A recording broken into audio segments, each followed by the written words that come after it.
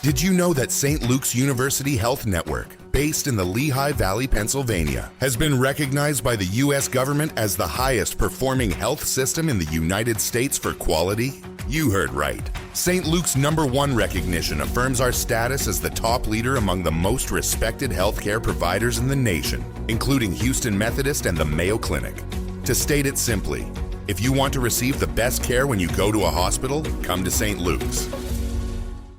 Well, Sunday morning, the markets, well, up a lot, down a lot. Where the heck are we? John Terrett, give us the pulse of the situation.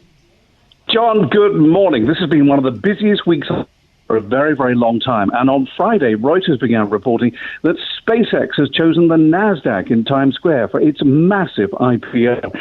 The story will be more about as the week goes on. But looking back to last week, I guess it has to be President Trump and President Xi in Beijing. Lots of nice words exchanged, but few deliverables.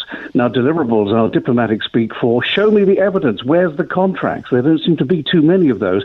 Yes, Boeing's getting 200 planes. That's good. Yes, the Chinese have promised to buy more soybeans. That's good, but nothing really beyond that. Now, President Trump said, look, we made some fantastic deals over there. President Xi said, yes, but no details yet, so we'll just have to wait and see.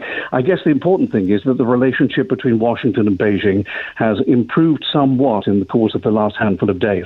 Last week, CPI, PPI coming in way hotter than expected. CPI up 3.8% in April, PPI at 6%. That's dangerous because we're going to have to pay those prices when that stuff actually comes to the stores and we buy it.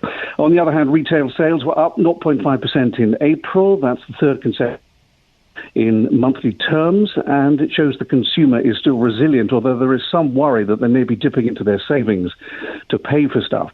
There was a huge IPO last week, Cerebras from California, Cerebras. They are a maker of AI chips and data centers, and they want to be the next NVIDIA. They've got a long way to go, of course, but they might be one day. And they got off to a good start on Thursday. They were up 90%, and then they closed up 68% on their first day. Not bad for an outing. Well, on Friday, they were down around 5%. The big cryptocurrency story of the week, Senate banking has finally marked up the Clarity Act, so now they merge it with the Agricultural Committee version, and hopefully there'll be a vote on this in June or July. This is a framework for all cryptocurrency trading in America. It's very, very important.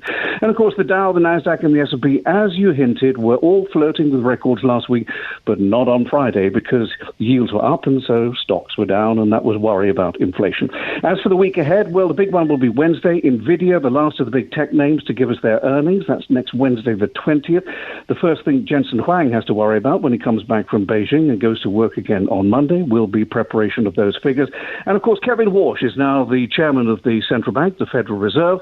He's off and running, and he faces the highest inflation in 3 years, something I bet he would rather not face. John. Well, John Terrett, thank you for the update, except the inflation is temporarily. Hopefully the war will be over and things will get better. Thank you for calling in, and we'll talk to you again real soon.